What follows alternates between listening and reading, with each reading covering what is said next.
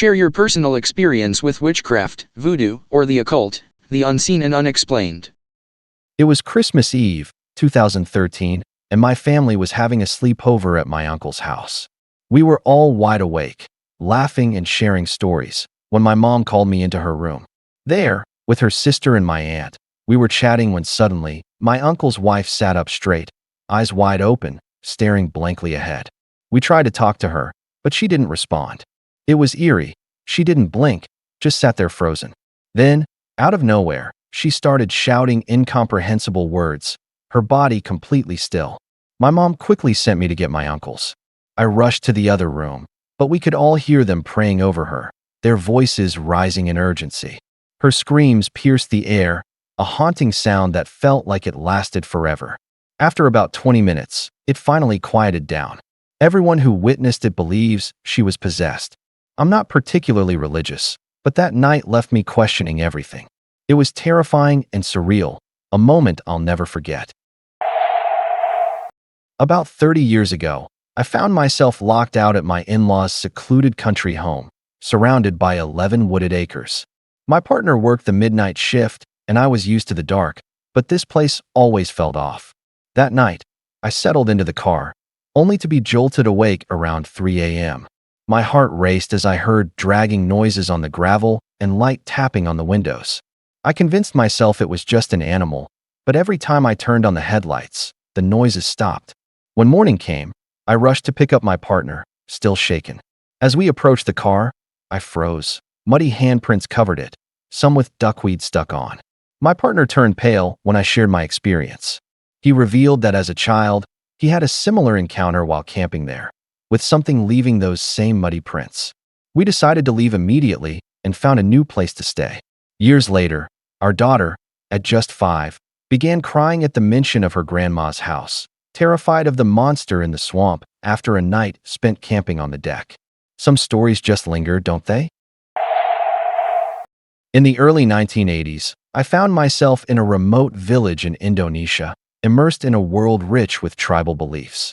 Just before leaving, I bought a Carrie's knife, thinking it would be a unique letter opener. That night, as we packed, a booming sound erupted from our box. Boom, boom, boom, like someone banging on a door. My friend and I were bewildered. The jungle was silent, yet this noise persisted, coming from the knife itself. We opened the box, and there it was, the ancient Carrie's, over 100 years old, seemingly alive with energy. In a panic, we tossed it into the jungle. The next day, villagers were horrified. They explained that this knife was sacred, belonging to a specific family, and it was expressing its anger at being in the hands of outsiders. That experience shook my understanding of reality. It made me realize that belief can shape our experiences, whether we accept it or not. These stories take me back to my youth. I once met a guy online who practiced some unusual stuff. Before we ever met, I jokingly told him to create a summoning circle, like the ones used to reach the deceased, but to summon me instead. At that time, I was really delusional about my body. I thought I was narrow and fat, while everyone else insisted I was broad and muscular. We only had close-up selfies, so there was no way to judge our body types. He made the circle and tried to summon me, but nothing happened. We both went to sleep, and the next morning, he told me he dreamt of me, strong, muscular, with broad shoulders. I had a dream too, and he was skinny. When we finally met in real life, it was uncanny. I looked just like he imagined, and he matched my dream perfectly. Even his scent was the same. It was surreal, a reminder of how our perceptions can shape reality in the most unexpected ways. I used to work in an occult bookstore, surrounded by all sorts of psychic nonsense and New Age trinkets. But in the back, there was a case filled with the real treasures, and the owner was this wise old man. There was this woman who would come in, and she had this endless stream of chatter, just a nonstop flow of her life's drama. It was exhausting. You know the type, an energy vampire. But one day, she walked in while the owner was there. She started her usual routine, but this time, something shifted. Within a minute, she just ran out of steam and left. I was stunned. It usually took me an hour to get rid of her. I asked the owner how he did it, and he smiled, saying, "There's a circle of protection painted under the floor for a reason." That's when it hit me. Real magic isn't about spells or potions. It's about knowing how to protect your energy. I've always been agnostic, drawn to the occult, and even Satanism since my teenage years. I try to stay rational, but there have been moments that defy explanation. About 2 years ago, during a particularly dark period, I stepped outside at night to smoke. Living in the middle of nowhere, I noticed a strange light in the woods. At first, I thought it was a flashlight, but it morphed from one light to two, then back again, moving methodically, like it was alive. It wasn't a beam.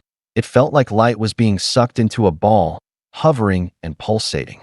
As it drew closer to the edge of the woods, I was frozen in place, anticipating something to emerge. Then, just like that, it vanished. A few nights later, I saw it again, this time stationary, flickering in brightness for 10 minutes before disappearing. I racked my brain for explanations, car headlights, maybe? But nothing fit. I've lived here long enough to know what's normal, and this was anything but.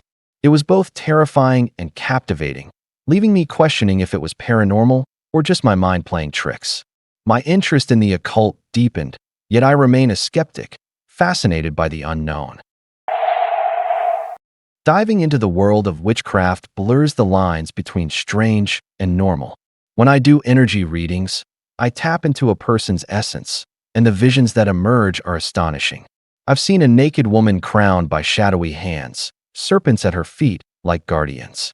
Another time, I encountered an intricate dagger on a pedestal in an underground chamber, waiting for its next ritual. Most recently, I witnessed a teenage boy poised to leap from a tall metal structure, ready to fly. Then there's diving, a deep meditation that reveals the bizarre depths of your own energy. It's a wild journey within. One of my most memorable experiences was my self-initiation ritual. I set up outside under a bright sun, and just as I finished the last line, it poured rain, out of nowhere. I sprinted back to my house, drenched, but instead of frustration, I felt this wave of euphoria wash over me. It was one of the most incredible moments of my life, a true connection to the energy around me. My sister got really into Wicca when she was 13, and that's when things started to get weird. Our house felt haunted. Things moved in the corners of our eyes, and no one wanted to be home alone. We thought it was just the house, but then we moved halfway across the world, and the creepy stuff followed. It always centered around her room. The worst was when we were moving back to the US. My mom and sister left early, and while we were packing, we heard thumping from her room. Doors opened and closed by themselves, and shadows danced under her door every night. I'm not usually sensitive to this stuff, but even I could feel it. It wasn't until my sister moved out of our next house and we cleaned her room that everything finally stopped. Whatever it was tied to her, and it thrived on disorder. It's strange how a little chaos can invite something so unsettling into your life. Thanks for watching. Please comment, like, share and subscribe. The Internet Surfer on YouTube for more horror and scary stories.